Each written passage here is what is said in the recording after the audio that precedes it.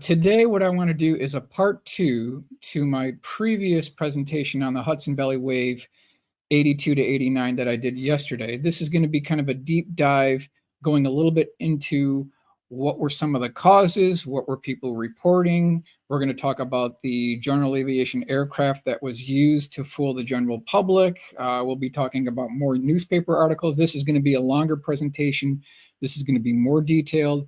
This is going to require more reading, but I have to do this because I want to stay on course and basically really drill down on these newspaper clippings here to make the point. So to start this off tonight, this first article is from the Courant, Hartford, Connecticut, August 16th, 1984. And here you can see UFOs amaze experts, chill state residents. And within this article, I've got some bullet items here. On the night of July 12, 1984, a huge boomerang-shaped object the size of a football field was seen floating over Danbury, Connecticut, which had multicolored red, yellow, and blue lights. Some witnesses reported that the object shot spotlights onto the ground. Yeah, that's something we want to look at because this is reported multiple times here. And let's continue on here. March 25th, 1984, Bedford, New York, night siege, page 73. That's the reference. I've got the map here shown on the screen that gives you an idea where this actually took place here. So this is Michael Piazza. Quote, "The thing that caught my attention was the sharp angle it made when it turned. All the lights turned at once, and it moved like one solid object. There was no way this thing could have been a group of individual objects flying in formation." Yeah, that sums it up really good right there. So when this thing moved and turned, all the lights looked like they were embedded in concrete as this thing was turning. So there was no divergence of these lights. They stayed in position. This is like the best quote we're going to get here. This is page 73 in Night Siege. Let's check in. Jason says, "Love your work." Thank you. Luke, hello, Michael and members. M.E., Steve, great to be with you. Let's continue on here. Another map. This is Norman Morrissey, June 24th, 1984, Peekskill, New York, page 88 in the book. And here he says, quote, "The object itself looked very thin, like a bridge. You could see right through the side of this thing." All right, so we got these transparent panels here. There was nothing there. There was like cross gutters across it. I saw structure on the top part and the bottom, and in between was hollow. I could see right through it. The center was hollow. The only solid part was the top and bottom. So here again is this talk about crossbeam and girder construction, just like what Dennis Sant had described as well. So we're getting a little bit better picture, and I've got the map of where this actually took place here on the right. And let's continue on here. This is June 24th, 1984, Katona, New York, page 89. Gail DeFate, quote, "There were tons of lights. My daughter, who is 9, was with me. She described it as a huge Ferris wheel on its side. There was a regular airplane coming toward it, but these lights were so different. The airplane looked so tiny compared to what we saw." So again, making the case that this is not a group of general aviation 172 pilots flying in formation or ultralights flying in formation. This is something different that we're talking about here. Let's continue on. News Times, Danbury, Connecticut, July 20th, 1984. Area police get reports of UFOs. Police departments in Carmel, Putnam County, Bethel, Brookfield, and New Fairfield received calls from residents stating that they saw a pattern of lights hovering in the sky between 10 and 11 p.m. So again, knocking out the ultralights, they can't fly that late. Additional witnesses reported seeing a solid white mass with something trailing behind. That's interesting. Continue on here.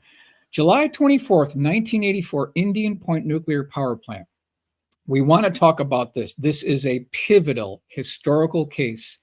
I've actually been to this location recently and took photos. It's now decommissioned and it's almost a ghost town here. But on the night of July 24th, 1984, something incredible happened. We had the sighting of this Hudson Valley UFO hovering over the reactor for a good while there was a stiff wind.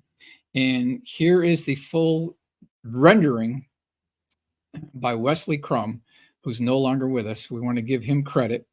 And this thing was parked there for a number of minutes. There were at least 12 Nuclear Regulatory Committee guards that were looking up at this thing. They had their shotguns pointed at it. Their jaws were dropped down to the floor. They were shocked at what they saw. In fact, if you look here, you'll see that there's a small building. There was an operator in this building, and he said that this thing was so large, he had to pan the camera 180 degrees across just to get the whole thing in view. So this thing was massive. They got footage of this. There was also a helicopter gunship called as well.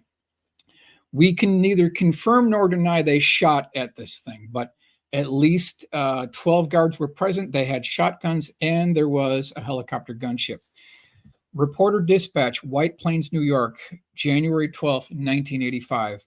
And it says UFOs, did aliens buzz Indian Point? And this is a whole article that talks about this. And before we jump on the bandwagon saying that this is something ET, let's look at some of the evidence here. Okay, so Indian Point sighting highlights. Number one, shotguns were drawn by the security guards. We talked about that. National Guard was notified. New York Power Authority refused to release the details. I actually called these people. Yeah, they won't release details. Object was 900 feet across. Hovered over the plant for 15 minutes. Winds on the night of the sighting were gusting to 24 miles an hour. So right off the bat, eliminate ultralights altogether. A helicopter gunship was called in to investigate. Carl Patrick, New York Power Authority spokesman, confirmed that the sighting, he confirmed it. Larry Rossback, inspector for the Nuclear Regulatory Commission, knew the security guards and vouched for their credibility. 10, a similar incident took place June 14th, 1984. So it wasn't completely an isolated incident here. Now, this is from page 147 in the book, July 24th, 1984. Quote, no small planes could stay in formation with the wind that night. The wind didn't phase these lights at all. When it hovered, it just stood there. I was in the service and I flew helicopters, and I know how hard it is to keep a formation with small planes. I saw no hint of any standard lights that a plane would have. Also, the lights were much too intense for a small aircraft. This is from one of the security guards. So when you put this all together, you can really eliminate planes flying in formation and ultralights altogether. I mean, we've made the case here. And this gunship came from Camp Smith. So if this is an ultralight, why would they dispatch this? This is something different altogether here. What are the terms that we can use for this boomerang, this Hudson Valley UFO? Well, a couple of them I came up with here. Whatever this thing was, it was bold, it was presumptuous, it was arrogant, it was brazen. Webster Dictionary of brazen is bold and without shame. That's how this thing maneuvered. That's how this thing wanted to be seen. This thing was brazen for sure. Still image from Bob Pazzoli video, July 24th, 1984, Brewster, New York. Dr. L. Hibbs, Jet Propulsion Laboratory, Pasadena, they analyzed the film. So this, and he's no longer with us. Bob is no longer with us. And so you can see a lot of these Hudson Valley boomerang witnesses from that early 80s time frame, they're gone. And so we have to carry the torch for these people. We will not let this case fade into history. All right, Bradley International Airport, January 9th, 1986, Night Siege, page 5. Quote, a cigar with windows. This thing of it being aircraft flying in formation is a load of crap. Joanne Williams. There it is right there. So this is what she said. Very good quote. I like this one. We'll go on to the next one here. Times Union, Albany, New York, December 27th, 1987. UFO buzzing Hudson Valley. And it says Westchester Boomerang. And they have a really interesting map here. So I'm going to zoom in and give you a little bit of a closer view of this map and take a look at where this thing was seen. I'm going to go on I-84 here, heading westbound. You've got Danbury, you've got Newfield, you've got Brewster. That's where Dennis Sant was. Off to the left, you've got Indian Point Nuclear Power Plant. You've got Peekskill. Mount Kisco is there. Millwood Taconic Highway. That's a major part here. On the south part, you've got Westport and Bridgeport. So it was following not only the Taconic State Parkway, but we've got cases on I-84 and all around this Danbury, Connecticut area as well. So this thing was absolutely seen in all of these map point locations. And this is Danbury Police Chief Nelson Macedo. Quote, "This huge lighted object the size of a football field moved across the sky quite low and made no noise." So this thing was at treetop level, certainly over the Taconic State Parkway. This thing was hovering at treetop level. Let me check in. Luke, show Michael support by hitting that like button. His Highness. JBW, question, where is this massive craft originating from? Yeah, that's the big question, isn't it?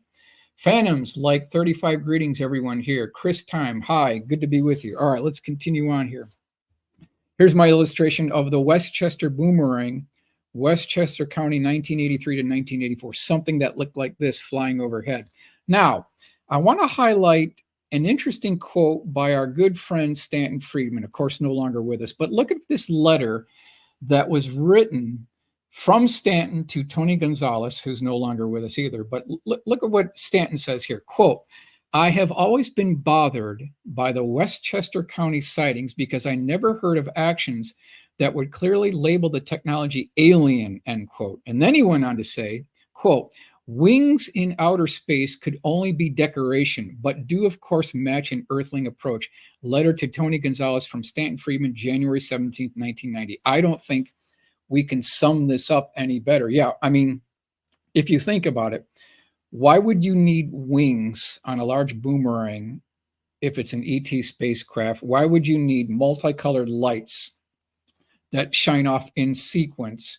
Reds go off, yellows go off, blues would go off, yellows or whites, and then repeat the pattern, and then have this cross beam and girder construction. So according to Stanton, and what we're seeing from the eyewitnesses, this is screaming much more of a terrestrial technology than an alien technology. I mean, why would they need multicolored flashing lights on an ET spacecraft? I'm just going by what the witnesses are telling us that they're seeing here. So then, of course, I dug down a little bit deeper here. UFO conference hotline. When this was all going on, Peter Gersten, lawyer, took on this case, and he wanted people to call in if they had a sighting. And so I visited him, and he gave me access to some of his collection, and I found these. I thought this was interesting. Penny Saver classified ads. I'm going to rip through these really quick here. UFO last seen on 6/25. Real UFO is not planes or ultralights. Yeah, that's what we're saying here. Do not be misled.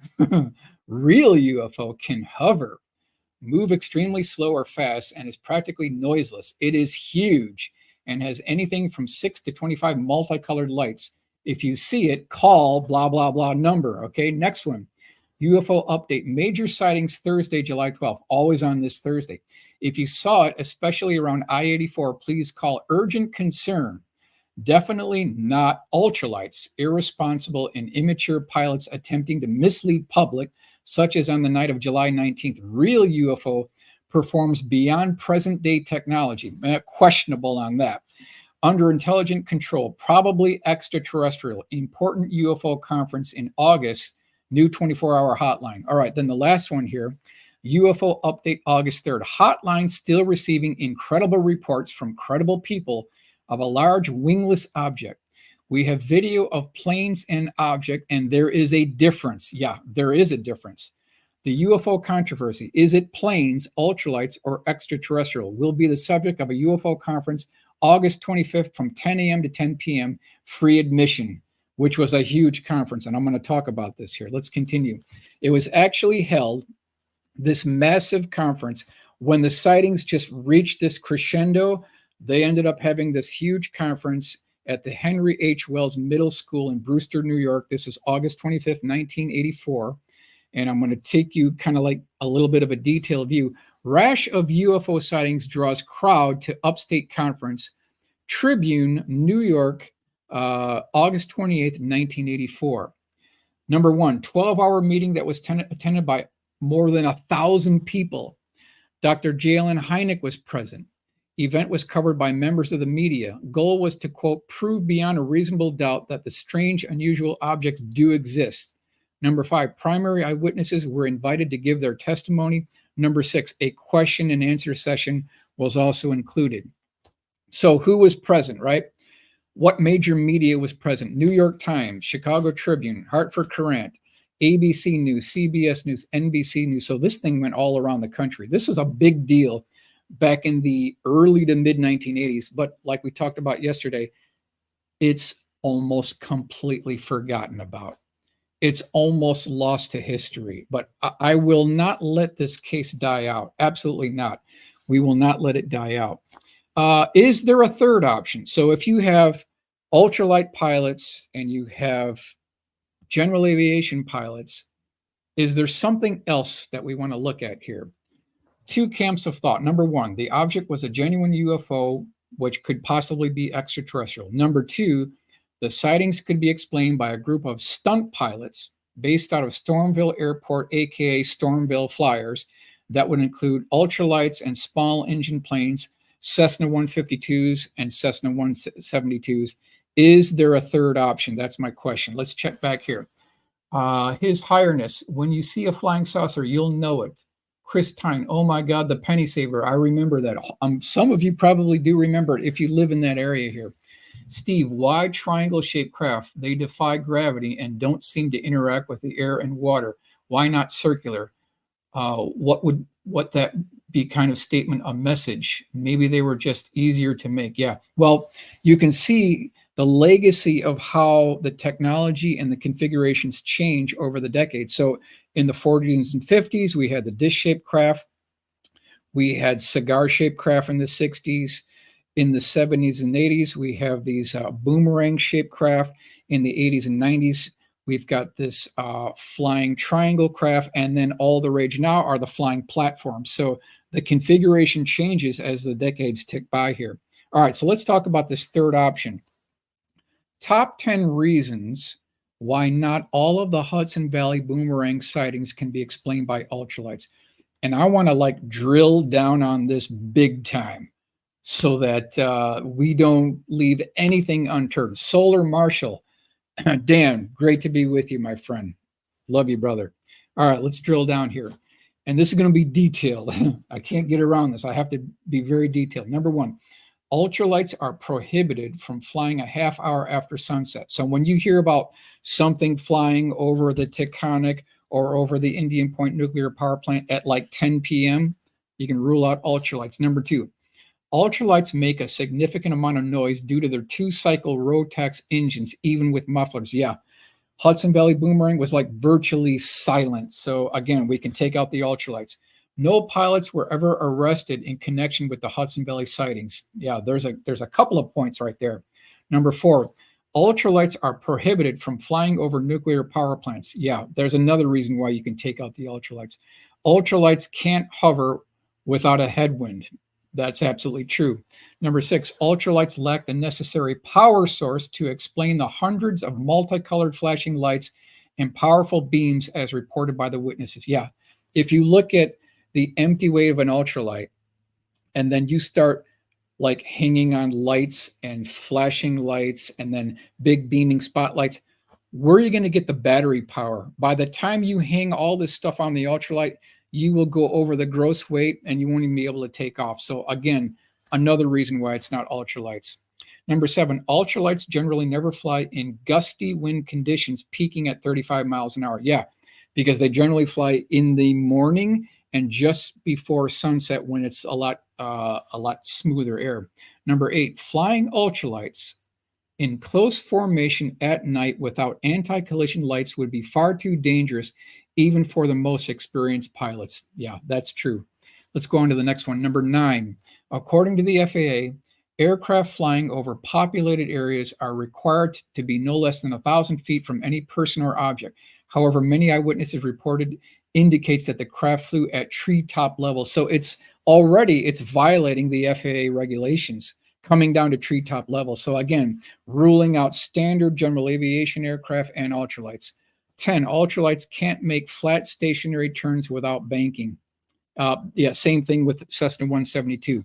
So if you look at the FARs 2016 from the FAA, look at what they say here at Part 103, Sub B operating rules 103.9, hazardous operations. No person may operate any ultralight vehicle in a manner that creates a hazard to other persons or property. Flying at treetop level would be a hazard. Okay, next one, 103.11, daylight operations. A, no person may operate an ultralight vehicle except between the hours of sunrise and sunset, notwithstanding paragraph A of this section. Ultralight vehicles may be operated during the twilight periods 30 minutes before official sunrise and 30 minutes after official sunset. So again, this talk about 9 p.m., that's after sunset by far. 103.15, operations over congested areas. No person may operate an ultralight vehicle over any congested areas of a city, town, or settlement, or over any open air assembly of persons. Yet this thing was like hovering over the Taconic State Parkway, shining beaming spotlights down on the cars below at treetop level. So it's already violating FAA regulation 103.15. Something's going on here. Something is going on here. All right, next one. Herald Statesman, Yonkers, New York, May 22nd, 1983. Local UFOs called historical and interesting. The object was said to hover as low as 30 feet from the ground. Wow, that's like really low. Make sudden right angle turns and emit a low humming noise. One witness stated that if he climbed to the top of his roof, he could have hit it with a stick. Now, that's low enough, right? That's already violating FAA regulations by far. Some, but not all, sightings in Danbury, Connecticut were attributed to small single-engine Cessna 152 aircraft flying in formation. However, those who saw both the planes and the genuine Hudson Valley boomerang could immediately tell the difference. Yeah, there were multiple people that were interviewed that said they saw both the actual UFO and the planes flying in formation, and there was no comparison at all. I mean, they could tell the difference immediately. Next one here. Let's talk about people in the chat. His Highness, the sound I experienced was a drone like a dirigible motor, and below was a time reverse square wave. Roger Pierce, the triangular or at least quasi-aerodynamic shape also lends an element of plausible deniability. If whoever is ultimately behind it were to ever get concerned, there could claim and say that there was just black program. Okay, good. I love these. Thank you. Great. It could be a black project. John Grubb. Yeah, that's very possible here. Let's go on to the next one. Reporter Dispatch, White Plains, New York, July 15th, 1983. Planes behind part of UFO sightings. Witnesses described seeing two planes over the Taconic Parkway, which were then joined by a third. Flying in a V formation, these planes mimic some of the traits reported by eyewitnesses, but they lack the imposing sight as seen by those who viewed the solid, dark-colored boomerang.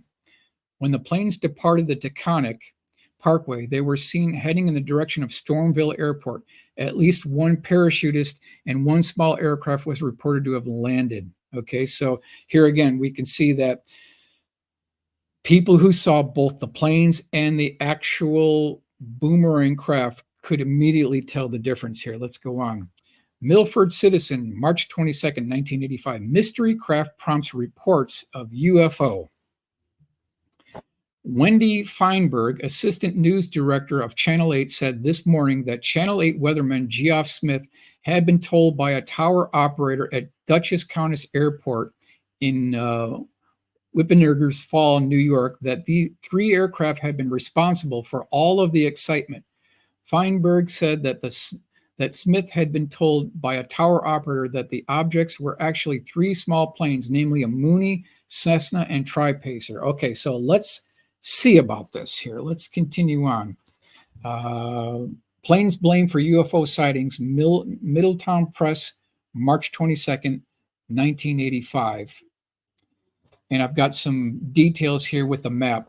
The aircraft were apparently using all their lights while flying in close formation above 7,000 feet, according to Paul D.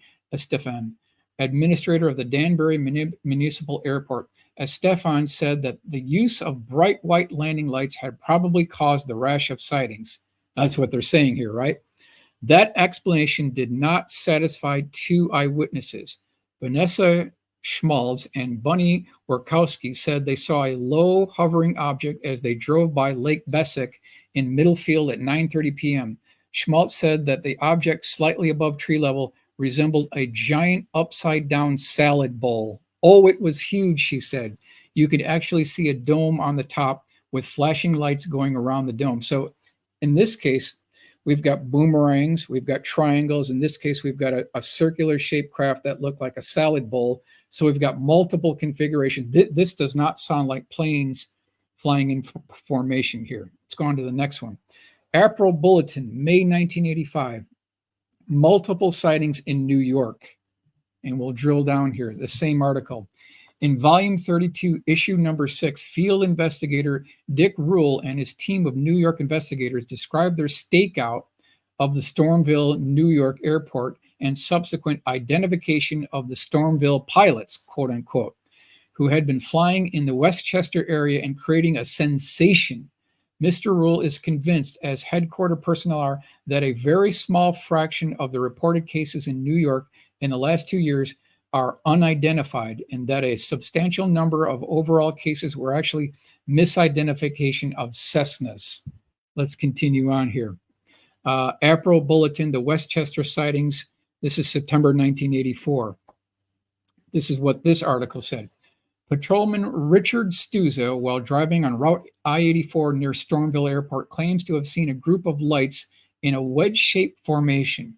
According to the officer, one by one, the lights broke formation, circled over Greenhaven Correctional Center, and then landed at Stormville Airport. So again, you can see what they're trying to do is mimic the form, fit, and function of the actual Hudson Valley sightings here. Someone's been told to fake these sightings to derail, to debunk, and muddy the waters of the actual craft.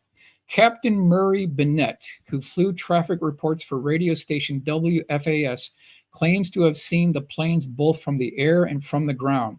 He also claims to have witnessed many near-car accidents as the planes flew overhead, startling drivers below. Yeah, we already talked about how you're not supposed to fly and put people in danger. That's what this thing was doing.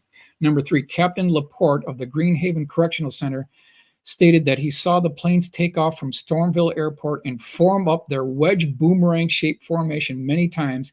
He also stated that he saw the planes break formation and land. So again, we're drilling down the point that, there was a percentage of sightings that were these pilots at Stormville trying to fake the actual craft.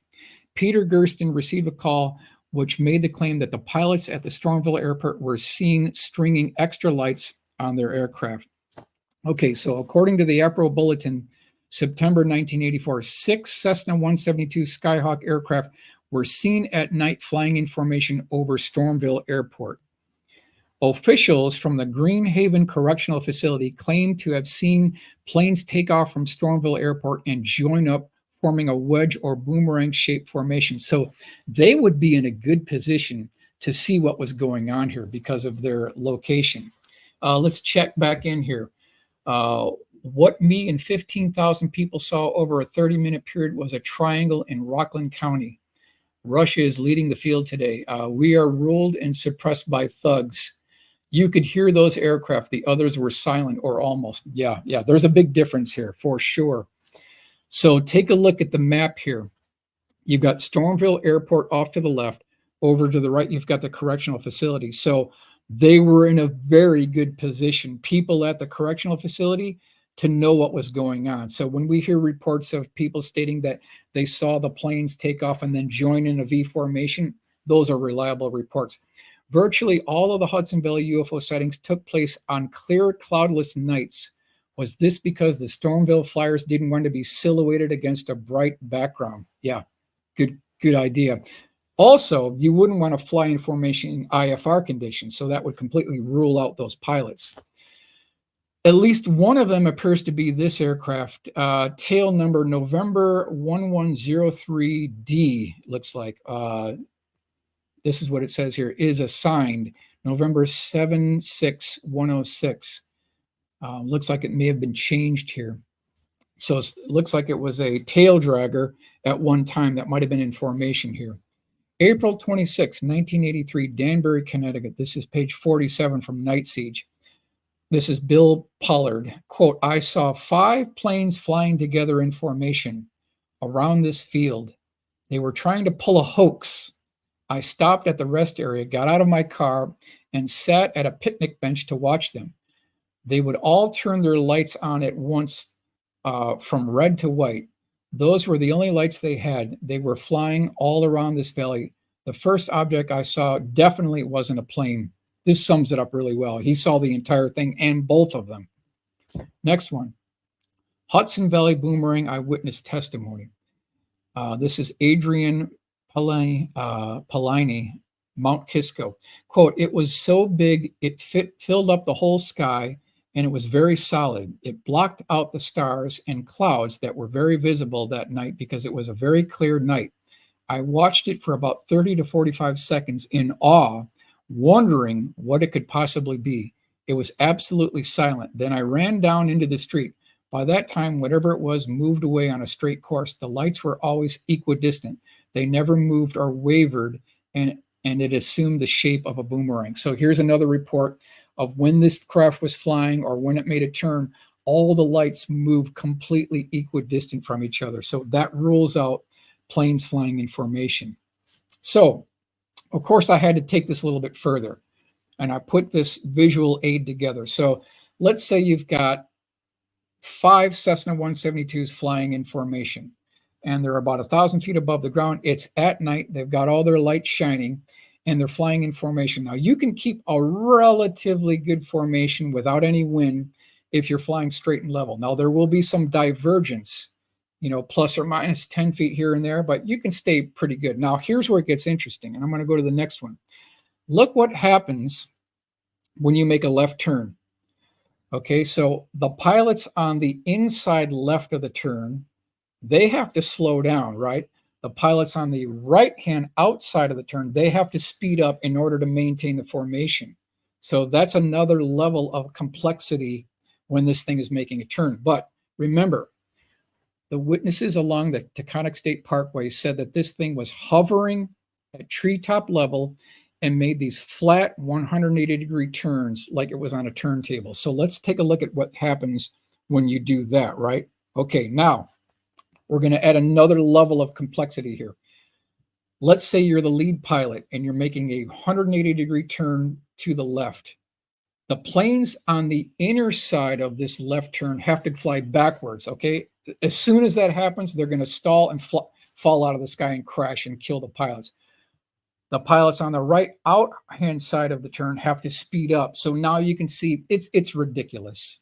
It's absolutely ridiculous. We can rule out things flying over the Taconic State Parkway, hovering and flying at treetop level. We can rule out ultralights and general aviation aircraft.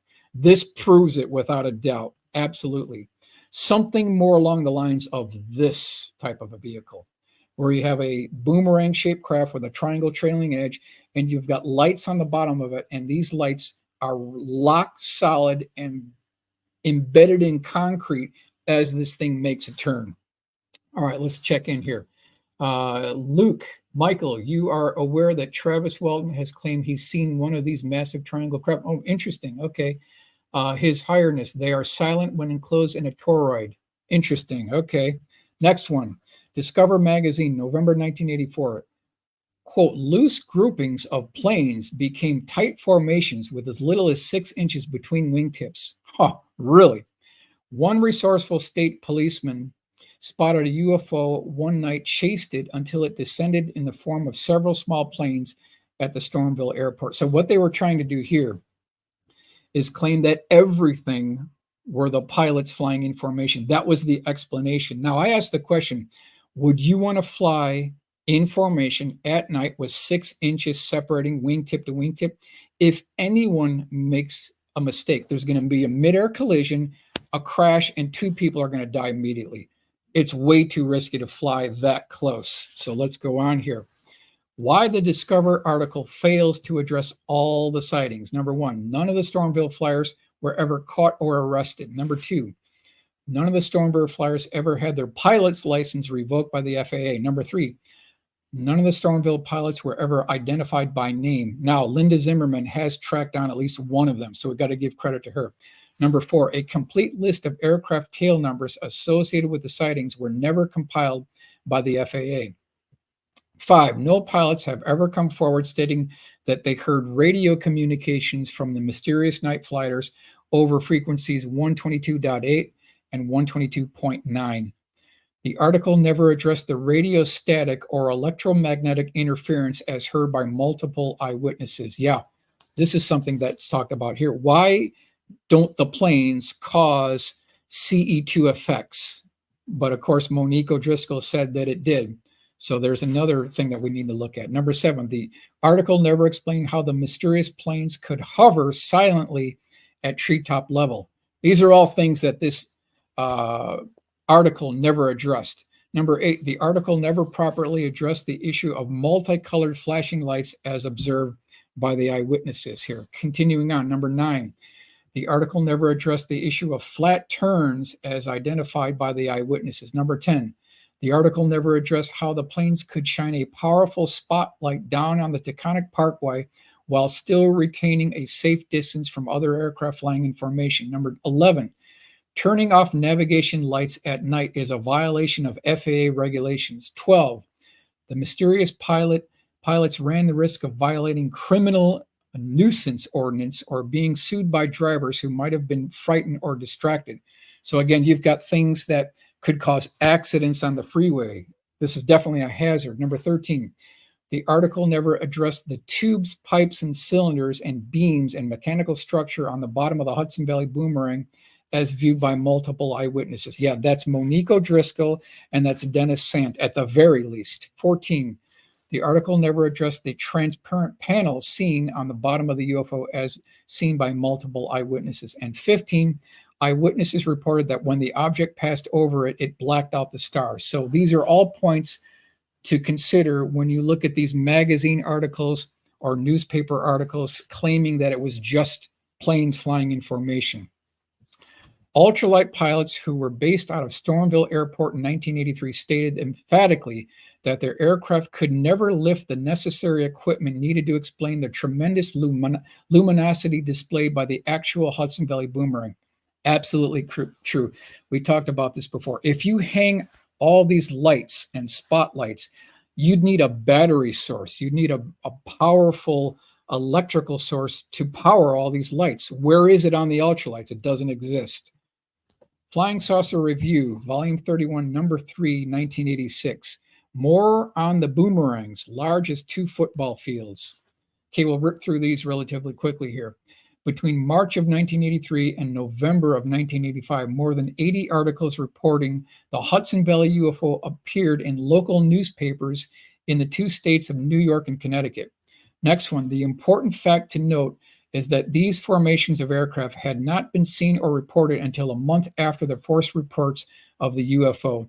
Many of the witnesses who had seen the UFO had also seen the aircraft, and they agreed that there was no confusing the two. Yeah, we talked about that twice already.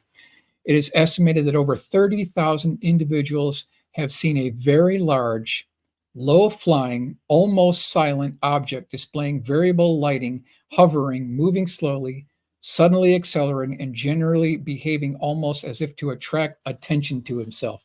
Absolutely. Let's see here. Goblin, tubes, pipes, and cylinders.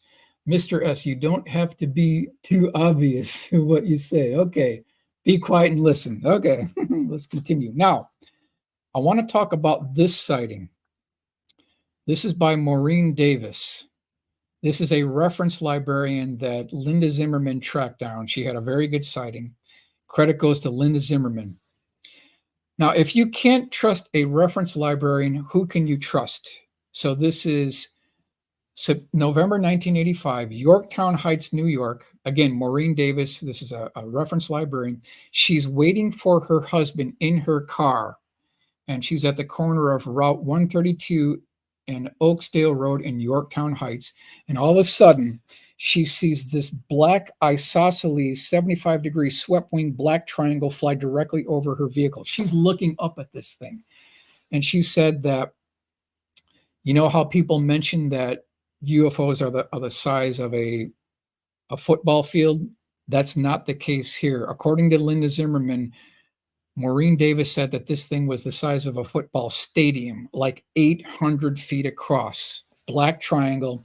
It was 100 feet thick. It had 5 lights on the back of it.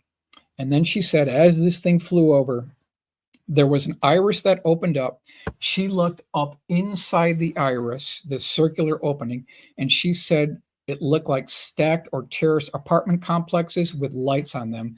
And then there was a red orb that came off the back of this thing and zipped up inside this circular opening, and then the opening disappeared. So I said, let's get a full color rendering of what this thing looks like. And so I talked to my good friend Joseph Wraith, and here's what he came up with. So here's illustration number 1 as it's flying over her vehicle, looking up at this massive black triangle. Number 2, this opening on the bottom becomes apparent. And originally I thought it was a little bit different configuration, but I think that Joseph is correct. What this thing looked like was the interior of an opera banister with all these lights. That's the best description that we can make. Now, there was also one white light at each of the vertex corners of the bottom of the craft itself.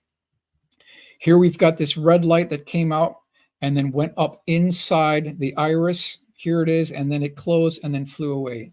Very good sighting by Maureen Davis, reference librarian. So the point I'm making here, this is from Abraham Lincoln, quote, "You may fool all of the people some of the time. You can even fool some of the people all of the time, but you can't fool all of the people all the time." Yeah, that's absolutely correct. They, no matter what they try to do, they can't fool everybody because we're on to them now. All right, so getting back to where we were yesterday. Time magazine, this is March 23rd, 1983 time frame here.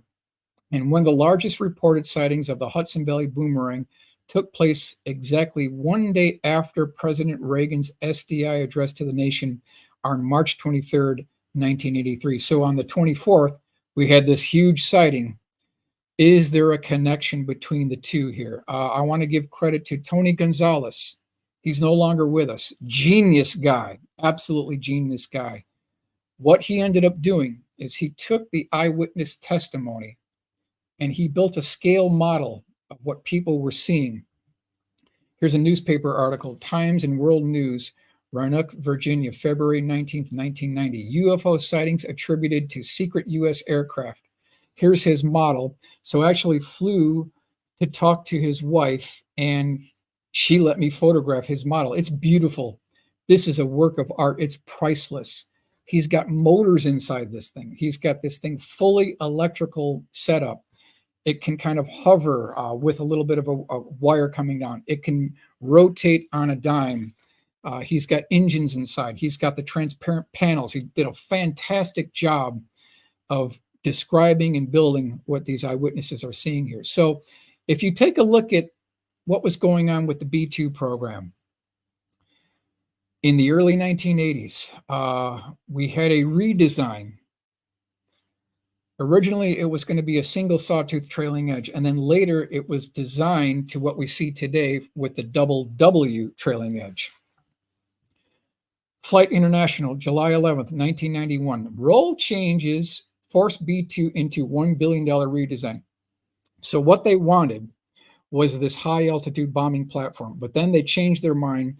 They wanted a much lower altitude bombing platform, and then kind of almost a nap of the earth mission flying at low altitude. This would require them to redesign the wing at the cost of taxpayers of $1 billion redesign. That's something we should consider. So if you look off to the left, this is the model of what the B-2 originally was supposed to look like. It looks just like the B-21 Raider today. We now have the technology because the aeroelastic composite aircraft construction has caught up with the technology now. The one on the right is the B-2 that we see today. So UFOs from USA, Times Union, Albany, New York, February 2nd, 1989, talking about something going on at Stewart Air Force Base. Take a look at the rollout of the B-2, November 22nd, 1988 in Palmdale. Was something going on with the funding of the B-2 program? We'll take a look at this here. B-2 stealth bomber rollout, November 22nd, 1988. $22.4 billion was spent on the B-2 program. Was some of that funding filtered and siphoned off to other programs? B-2 first flight, July 17th, 1989. New York Times, July 18th, 1989. $22 billion later, the stealth bomber takes off. Let's continue on here. I call this the $10 billion photograph because if each B-2 is $2.3 billion, you multiply that times 3, you've got at least $10 billion right there. 1, 2, 3, 4, 5, 6, 7, 8. Absolutely, we're looking at about $10 billion right here. 132 B-2 stealth bombers were planned. Only 21 were built. Okay. So what does that do to the cost per article, right?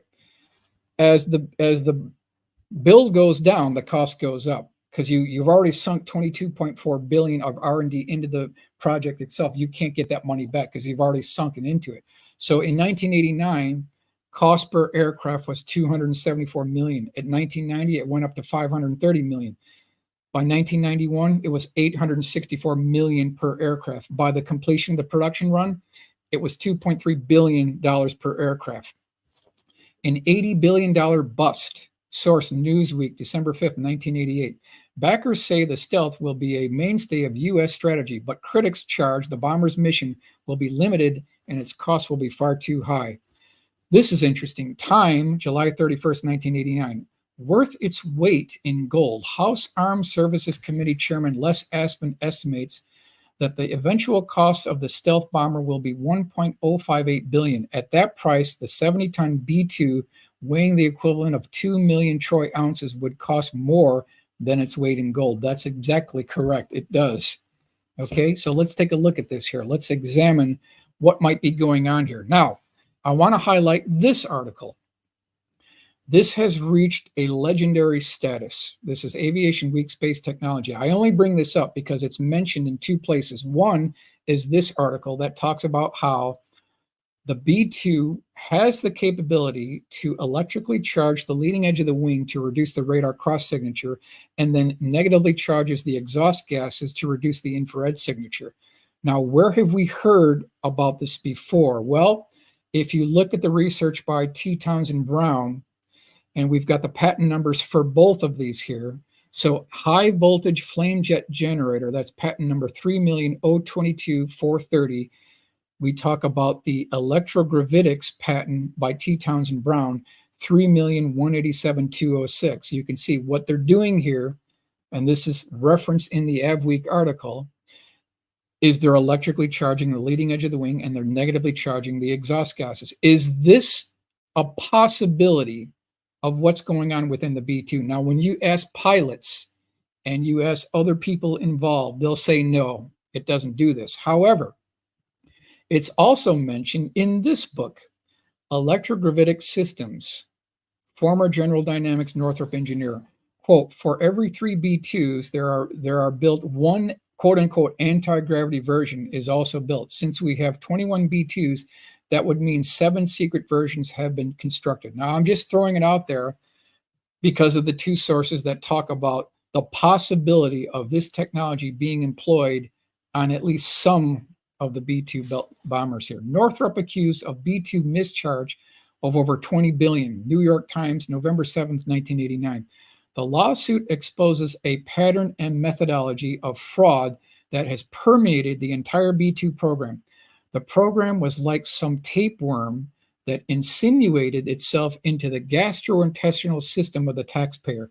The wording on here is just unbelievable here. So $20 billion is going on here. That brings us to this illustration, which I've talked about before. I got this from Bill Scott. This was a very interesting encounter that a UPS driver had near Highway 375, not too far from the remote test site, Area 51. He was driving down 375 in the opposite direction. There was this triangular boomerang-shaped craft at very low altitude. It did a low pass over him. There was a compression wave. The UPS truck like pressed down. He got out of the vehicle, turned around, looked, and saw this thing make a left turn and peel away.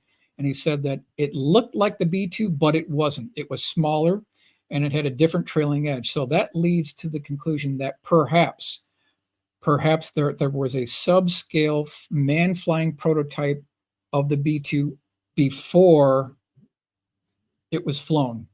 It's a possibility. We want to put it out there. Now, Reagan's defense buildup. Does it make sense? Can we afford it? So when we talk about the Reagan buildup, this is like 81 to 89 timeframe. We always heard these statements, okay? We heard about nuclear war with Russia, the evil empire, first strike was a huge thing during the 80s, early warning. We heard about MAD, mutual assured destruction, and then we heard about strategic defense initiative. Do these play a role in the Hudson Valley boomerang? Let's continue on. Are we dealing with a semi-rigid neutral buoyancy lighter than air aircraft, or LTA? So of course I started looking at the AIAA reports. So here's one, August 20 to 22nd, 1979 in New York, Aircraft Systems and Technology Meeting. Another AIAA report, Frontiers of Achievement. Look at what they have here. Types of lighter than air aircraft. You've got aerostats, you've got deltoid rigids, you've got semi-rigid aircraft, non-rigid, all these different configurations.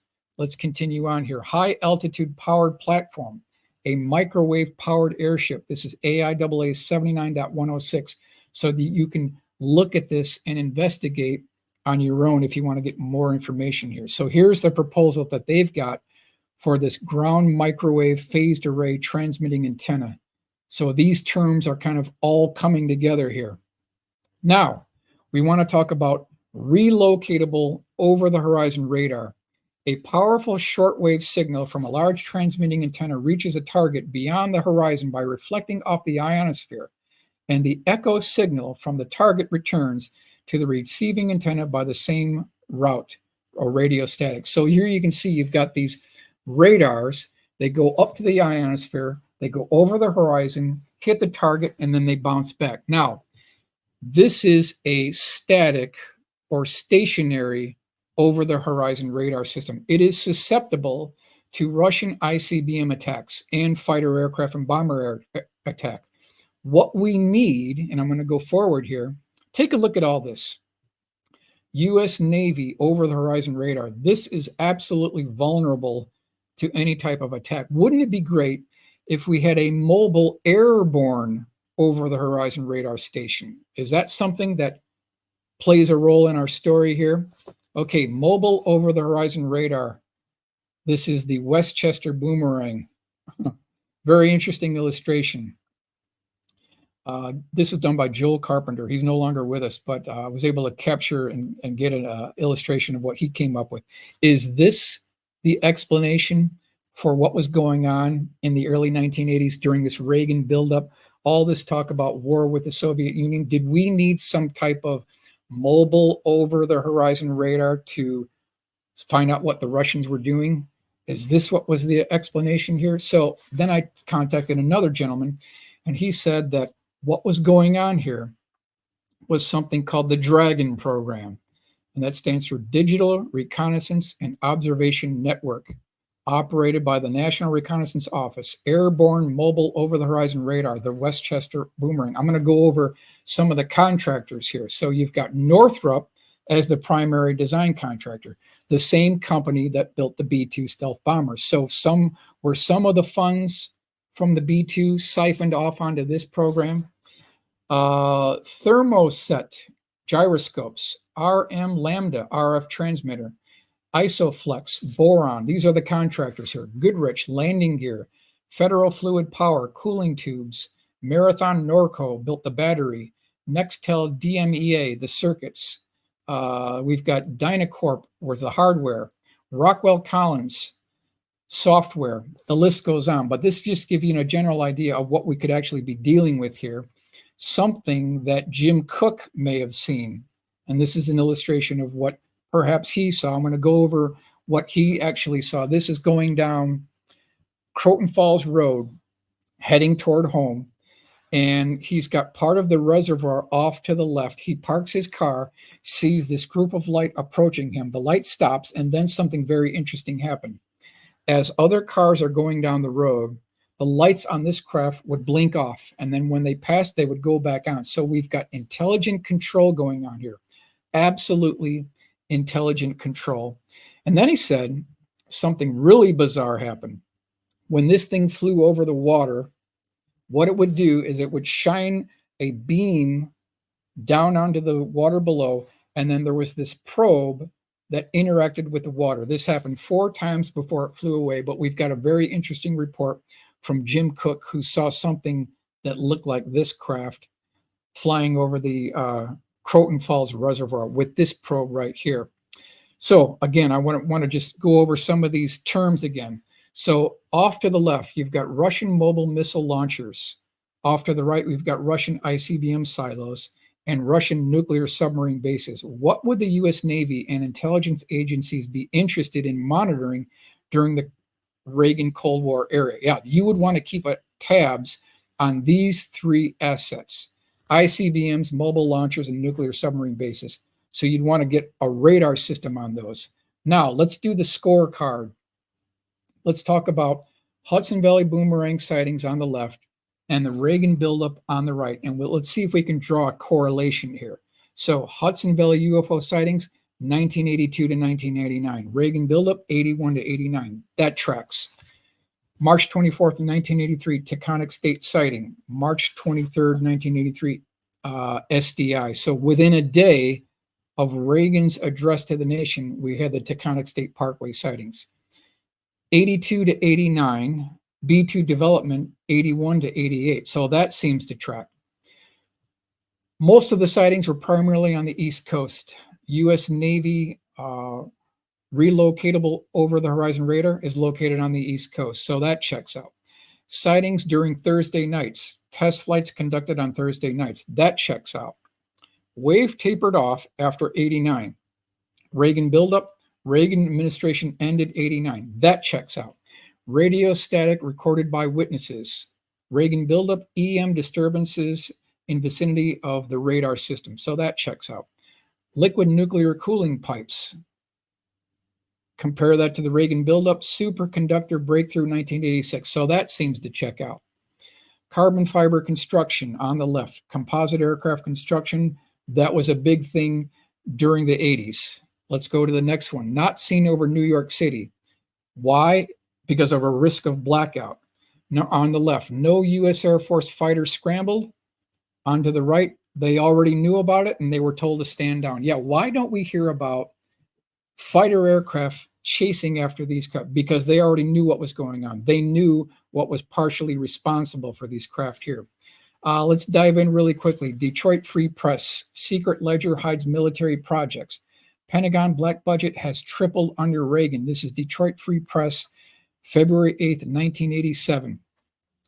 Off to the left, look at the growth in spending. So in 1981, the black budget grew by just over $500 million. By 1988, it grew by $9.122 billion. Center group. Look at the breakdown here. This is federal spending by category. You've got $28 billion for transportation. You've got agriculture at 26, but the Pentagon's black budget was $35 billion. Air Force procurement for 1988, $51.1 billion, of which $19.1 billion was black budget funding. So you can see all of the increases during the Reagan administration. Even aviation weak space technology, they knew about this too. So this is December 24th, 1990. 8 years of the Reagan administration in Washington were very good to the black world. So in this presentation, what I wanted to do here is, number one, I wanted to drill down the fact that not all of the sightings were attributed to ultralights or 172s or Cessna 152s. So we've already nailed that. I wanted to talk about additional sightings. Maureen Davis, absolutely fantastic sighting. Jim Cook had a fantastic sighting. These were not ultralights flying in formation. And then I wanted to kind of wrap things up with the Reagan administration buildup, showing you the side-by-side comparison of what was going on with mobile airborne over-the-horizon radar technology and what people were seeing in the Westchester County area of New York. So again, I want to thank you for your attention. Let's go do a real quick wrap up here. I actually saw a huge triangle in 96. 2 jets were going toward it after I lost sight of the craft. Okay, let's see. Dustin, the bureaucracy explodes in size. Yes. Jordan, they must just print all that money. Yes, just think what we could do with all the money that is gone. Yes, I wonder how fast the response to UFO down. Okay. Justin, your videos are generally fascinating. Thank you for all your effort compiling this research. Thank you. So thanks for the attention. Please like, share, and subscribe, and then we will see you on the next installment. Thanks a lot.